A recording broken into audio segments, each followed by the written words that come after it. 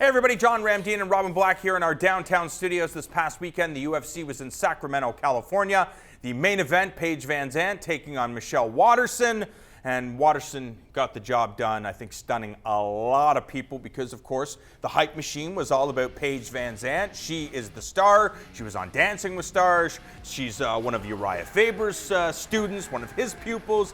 He has his retirement fight here. She is the future of mixed martial arts. Did Michelle Waterson pull the rug from underneath her? Will she be able to respond? She's like, okay, these are the things that happen. Dust myself off and get right back on the horse. Yeah, and losing doesn't really have a great effect on mixed martial arts. You know, Randy Couture had how many losses? All the greats had losses. Don't you have to be mentally strong? Yes, you do. But she's approaching it correctly. You want to win every round and you want to win every fight. There will be times that you don't, and you have to be able to move on from it and get better. So that's fine. And both her and Sage Northcutt have lost before. It really doesn't matter. It sucks to lose. You must learn from it, but it doesn't really affect your future in a great deal. Not like boxing.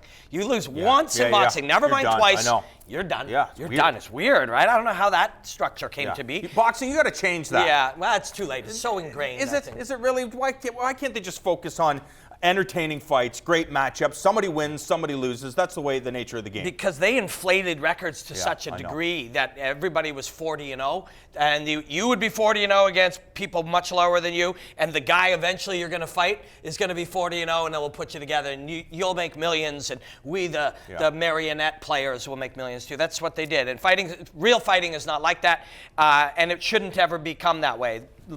The reason we have brilliant matchups is because someone will lose and their life will continue after they lose. But the thing for me about Sage Northcutt, Paige VanZant, and Mickey Gall too, is people will connect fame. So some of these people have become famous. Mm-hmm. They're famous, sometimes celebrities, which can be looks. CM Punk, that's why he got into the UFC. Yeah.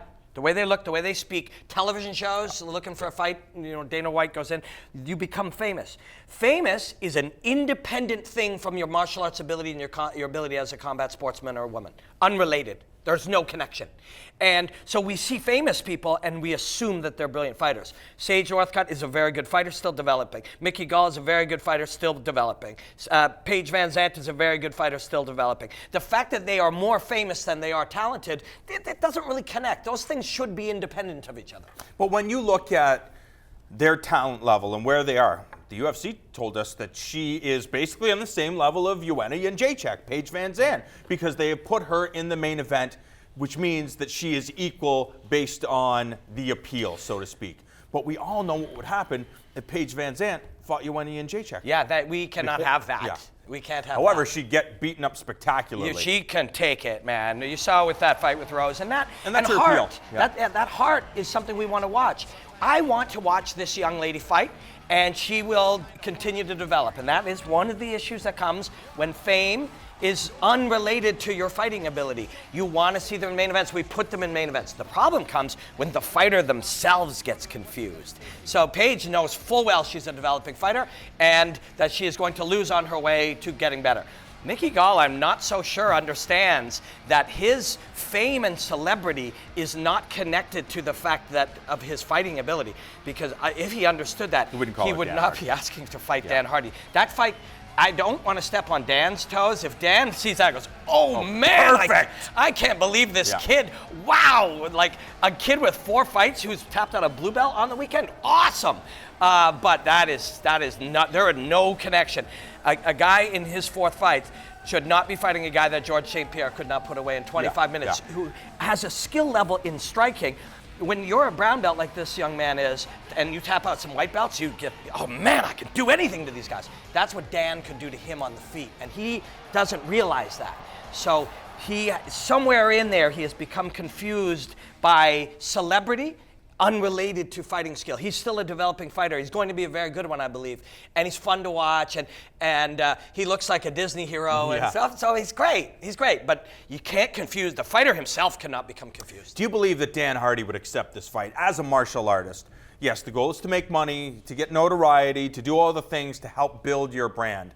But as a martial artist, you're also trying to test yourself as a martial artist. You're trying to take new knowledge when you leave the cage. What purpose, other than to beat up some guy that is less skilled than you, why would you take a fight with Mickey Gall? Because you haven't fought in 4 years. That would be a very legitimate reason. That is the only reason I can imagine a Dan Hardy or somebody like that taking a fight against somebody of such a lower and still developing skill set, is because I haven't been in there in 4 years. This is all going to feel very new to me. I may not quite compete to the level of the guy that went 25 minutes with George, but even 70% of that is going to be a lot for Wouldn't it make more sense for him to take a fight against a guy like Mike Perry, who is still developing, is still a hot prospect, coming off a loss? It's like, okay, well, he's coming off a loss. I'm coming back to the sport of mixed martial arts. We're closer in skill and experience. Yeah.